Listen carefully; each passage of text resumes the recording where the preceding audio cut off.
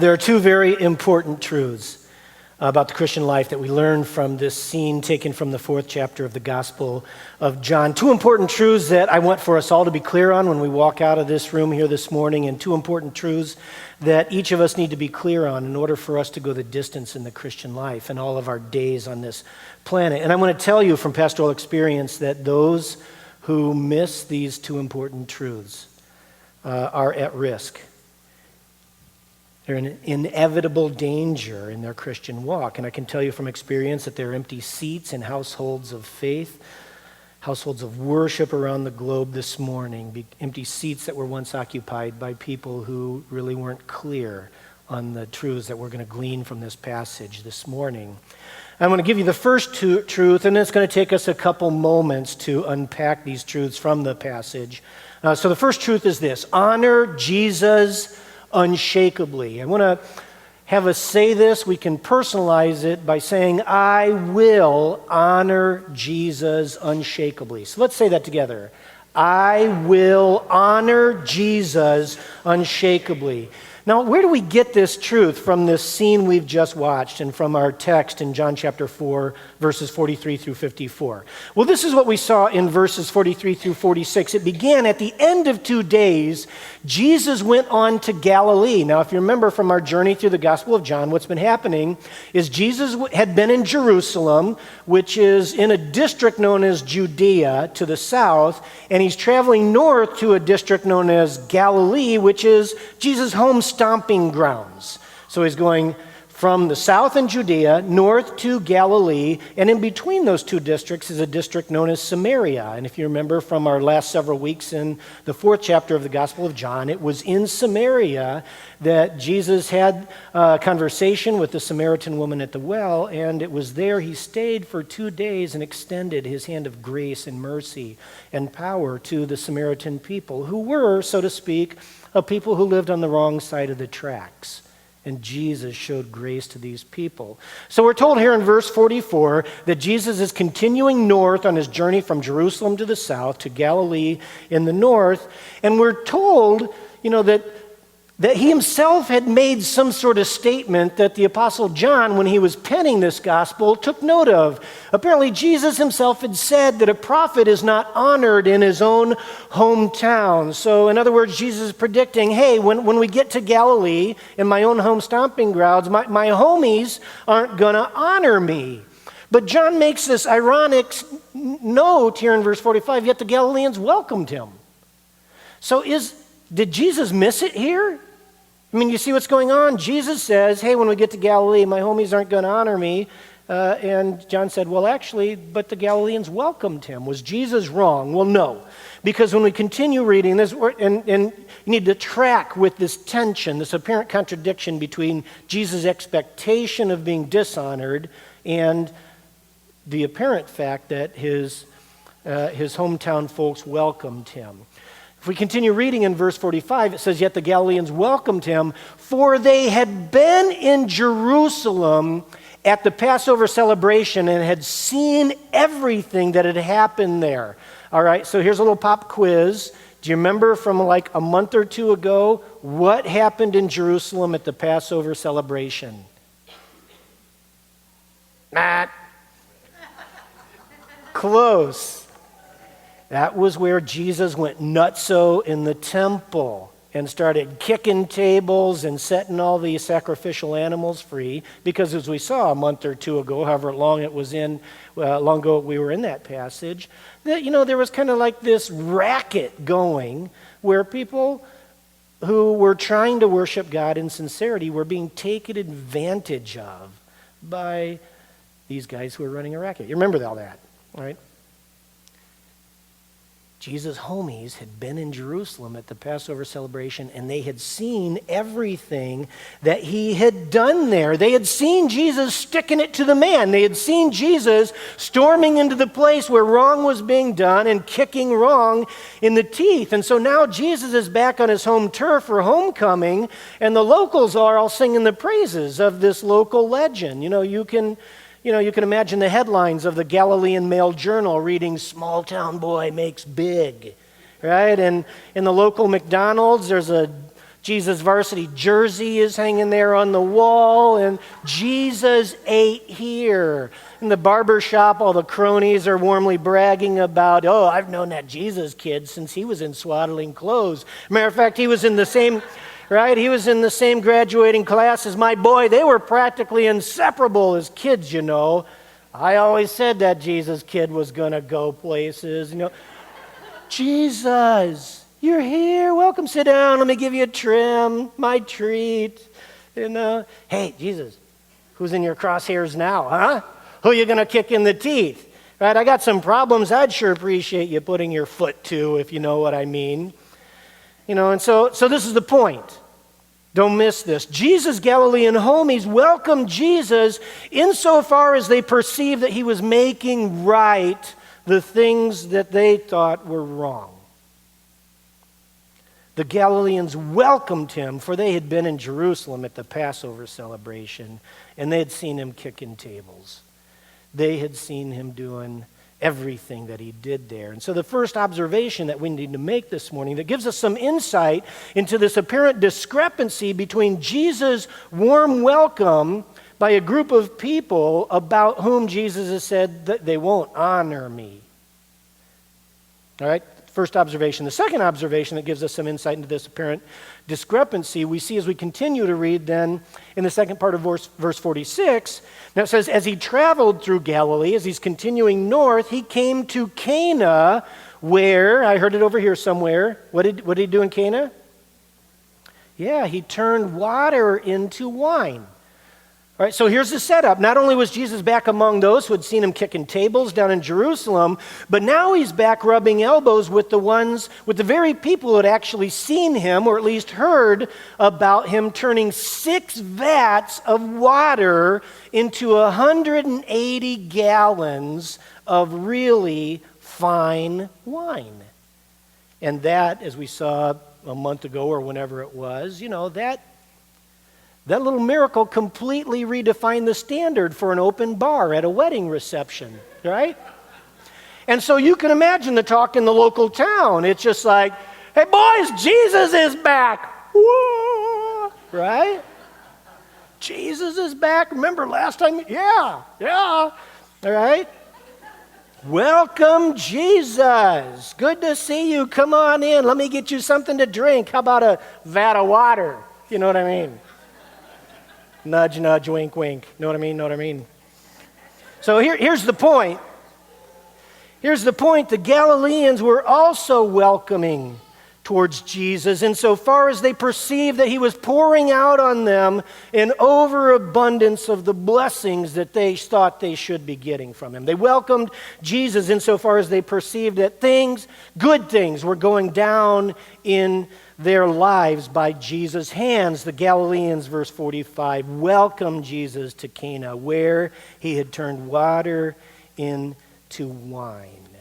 And that's the second observation we need to make that gives us some insight into this apparent discrepancy between Jesus' warm welcome from a group of people that he said won't honor me. And so pulling that all together, Jesus was welcome among his people, again, insofar as they saw him making right things that they thought were wrong, and insofar as they perceived that he was doing good stuff in their lives. And Jesus also knew this to be true then about the people who claimed to know him well, that their warm welcome of him only went as deep as their perception of him doing what they wanted him to do. Let me say that again. Their warm welcome of him, he knew, only went as deep as their perception of him doing what they wanted him to do, what they thought he should do. Jesus, I see you making wrongs right. Welcome, Jesus. Jesus, I see you pouring out good things in my life. Welcome, Jesus. But Jesus also knew something else to be true about this very same group of people who claimed to know him well and who warmly threw out for him a welcome mat. He said, they welcome me, but they don't honor me. All right, are we splitting hairs here? Is Jesus splitting hairs? What's the big deal between a welcome and an honor of Jesus? Well, you need to understand this, that in verse 44, when Jesus said that the people who allegedly know him well don't honor him, he actually used the exact same word for honor that we find in 1 Timothy 6, verses 15 and 16, which reads as follows: For at just the right time, Christ will be revealed from heaven. Christ Jesus will be revealed from heaven by the blessed and almighty God. And he will be revealed as what? The King of all kings and the Lord of all lords, and he alone can never die. He alone is immortal, and he alone lives in light so brilliant that no human can even approach him. No human eye has ever seen him, nor ever will. All, here's the word, honor. All honor and power to him, to Jesus, forever. Amen. And so all honor, in other words, every single molecule of reverence and deference and worship and trust, all of it in the whole known universe, in the whole unknown universe, it's all due to Jesus, the King of all kings, the Lord of all lords, who alone is immortal, who alone dwells in an approachable light. Jesus is due all honor, who is absolutely so brilliant, so pure, so faultless, so blameless, so inapproachable and irreproachable that no human eye has ever been able to look upon just the purity of who he is, and nor will the naked human eye ever be able to look upon his irreproachable goodness. So in a word, honoring Jesus means to bow before him and to trust him as the King of all kings, the Lord of all lords, no matter what. No matter what. All honor and power to him forever. All honor. All of it. Forever. For all time. No matter what. That's what it looks like to honor Jesus. But Jesus knew that the people who claimed to know him well and who welcomed him when he made things right that they thought were wrong, and they welcomed him when he blessed them with things that they felt they should be getting from him, and these very same people, Jesus said, don't honor me. He knew they won't bow before me. He knew they won't trust me no matter what. He knew that if they did not see him doing what they thought he should do, that those warm welcome mats and the confetti and the party hats would be stowed away as quickly as they came out. These people, Jesus said, who claim to know me well, who welcome me, don't honor me. All right, and that finally brings us back around full circle to the first truth in this passage that you need to be clear on. You need to walk away with this truth this morning, is that we need to honor Jesus unshakably. We need to bow our lives down before Jesus in reverential trust. In reverential trust of his irreproachable goodness. No matter what. Does that make sense? Bow down and honor him no matter what. So when you see Jesus making right things that have gone wrong in your life, when you see Jesus making right wrongs that have been done to you in your life, honor him. And when you see Jesus pouring out on your life gallons and gallons of intoxicating grace and blessings, honor him.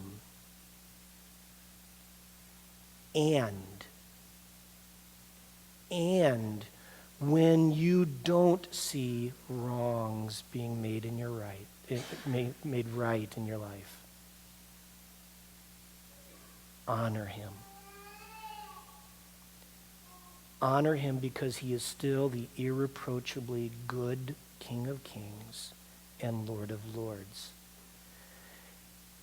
When you see injustice and unfairness apparently winning the day, when you see hurtful people getting away with hurting people, when you see evil people getting away with evil things, when you see bad things happening to good people, honor Jesus as the irreproachably good King of Kings and Lord of Lords, no matter what.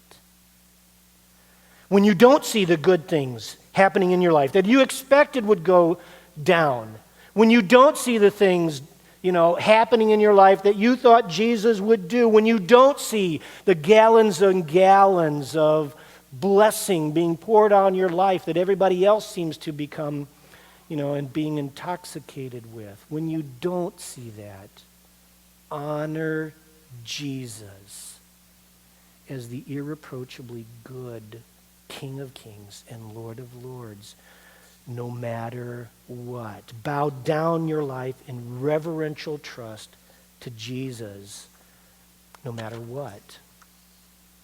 Now listen to this. One of the greatest challenges that you and I will face during our days here in this life, in our walk with Jesus, will be what our welcome of Jesus looks like when he does not do what we think he should have done.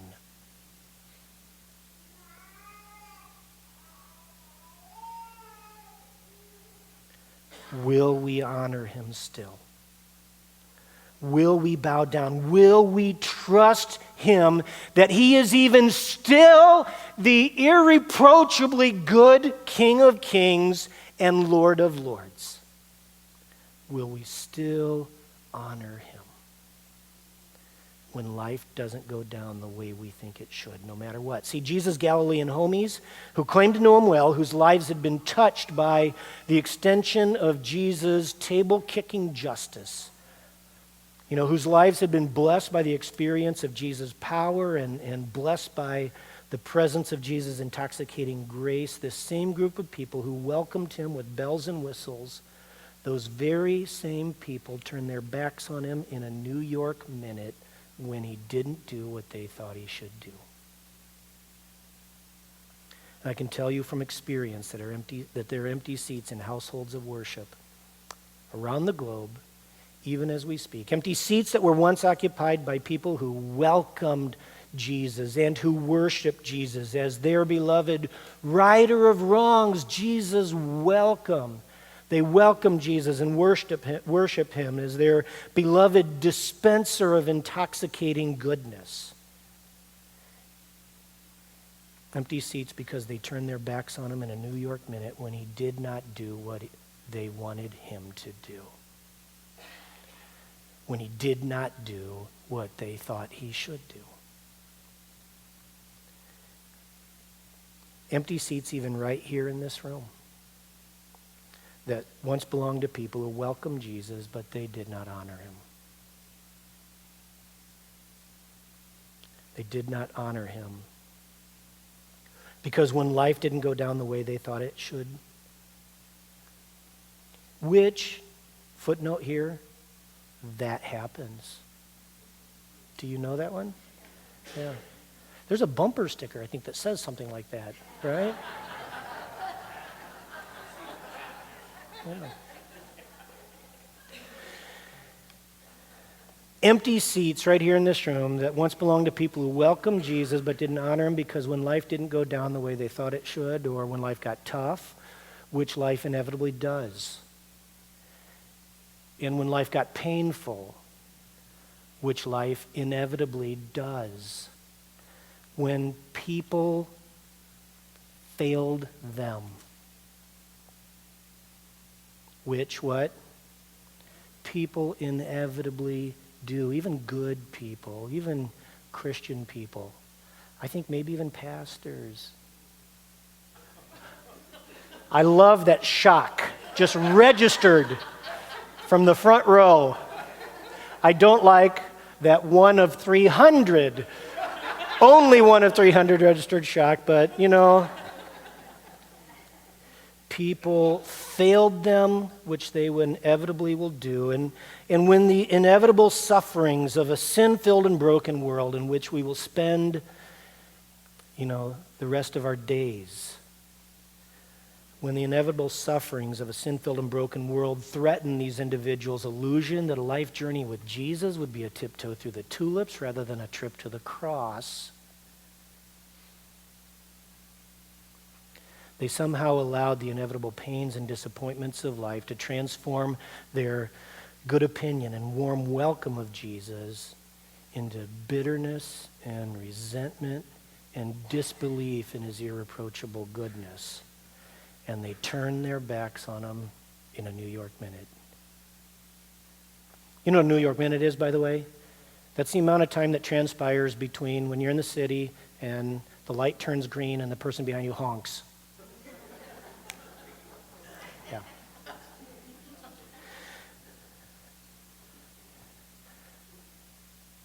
Empty seats around the globe today in houses of worship that were once occupied by people who welcomed Jesus when he was doing what they thought he should be doing, but they didn't honor him when the chips were down. They didn't bow their lives and still trust him and trust in his irreproachable goodness, even though it looked like he didn't do what they thought he should have done. And so, church, I want you to listen to me right now. I want you to resolve in this very moment that no matter what, you will honor Jesus unshakably.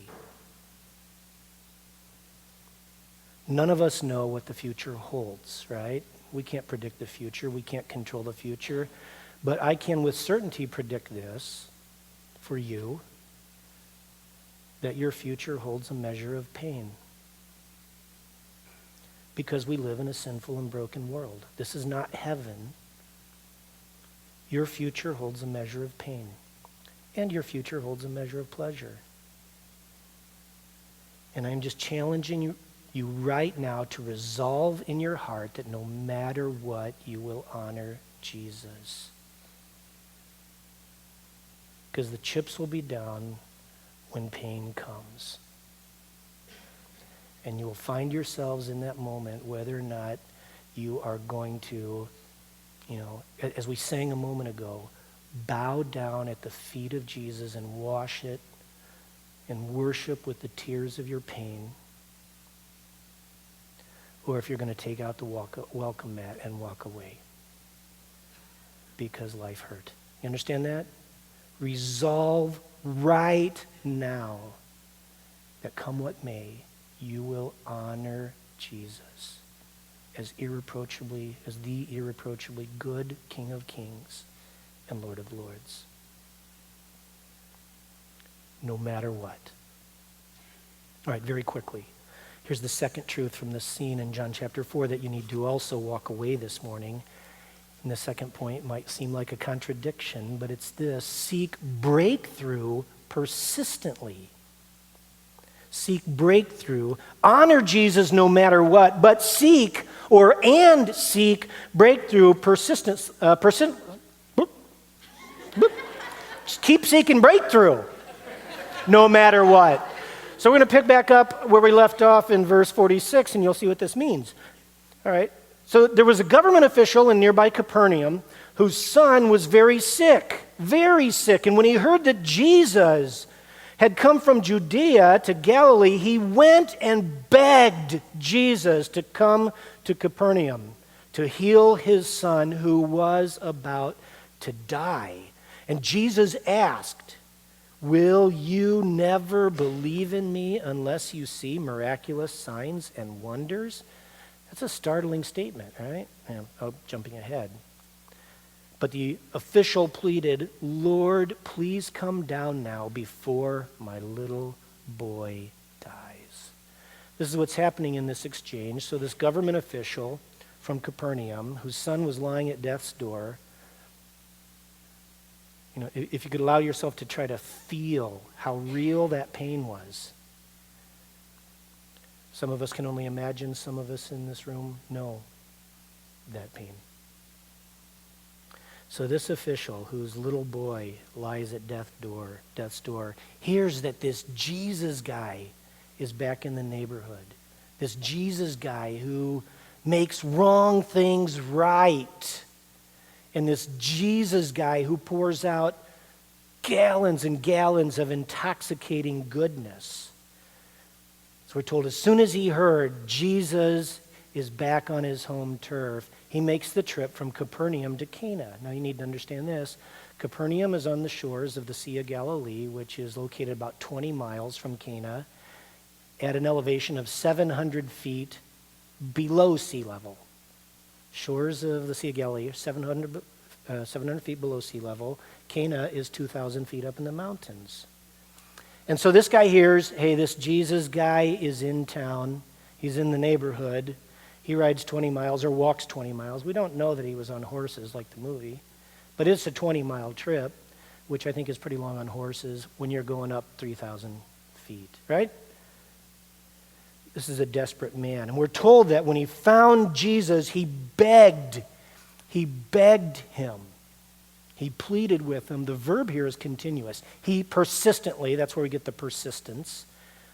He continuously, persistently pleaded and begged with Jesus to come down and heal my boy.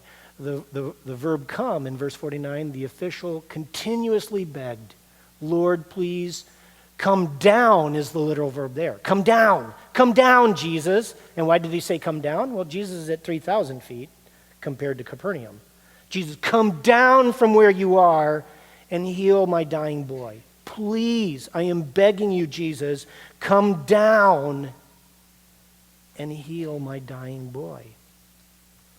Jesus' reply in verse 48 to this heartbroken pleading just really is shocking. It's very curt, right? You noticed it in the movie, right? When Jesus said, will you never believe in me unless you see miraculous signs and wonders? Did you catch that in the movie? Didn't it seem like, why, Jesus, quit being so mean? Isn't that how it struck you? Yeah. Why did Jesus say this? What was Jesus saying? Will you never believe in me unless you see miraculous signs and wonders? Well, you should recognize from the groundwork that we've laid that Jesus' curt reply here, his terse, seemingly uncompassionate reply, should sound something like this.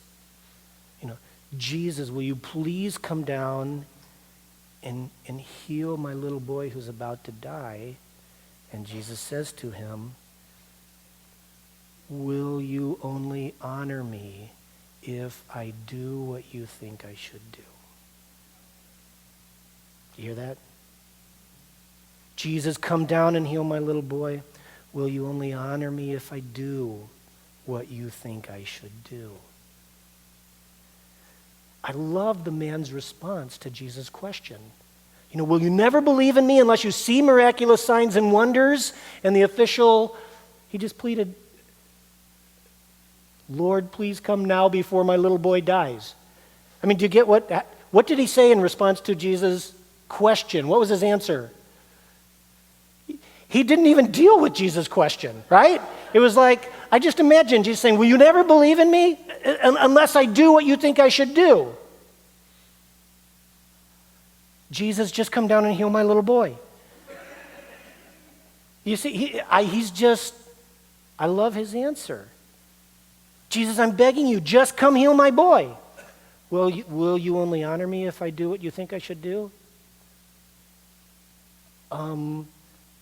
Jesus, just please come down and heal my little boy. I think there was a simplicity in the man's orientation that serves as an example for us, and that's to seek breakthrough persistently, to seek breakthrough no matter what. Jesus, I'm just begging you, will you please come down and make right what has been wrong in my life? Please come down from where it is you are, Jesus. Please come down and make wrongs right in my life. Would you please come down and just pour out gallons and gallons of your intoxicating blessing? And somewhere behind all that, the voice of Jesus is asking us a very important question. Will you honor me if I don't do what you think I should do?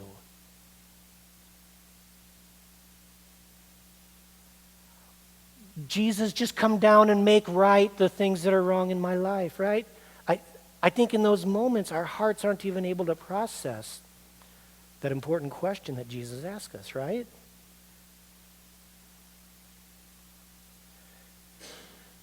You know, our best answer is to Jesus at times, listen, I just need you to come down. Just to seek breakthrough, to seek Jesus' breakthrough, no matter what. All right, verse 50 tells us how the rest of the scene played out. We saw it in the footage. Well, Jesus told him, go back home, your son will live. And the man believed what Jesus said, and he started home. Seek breakthrough persistently. Now listen to this, church.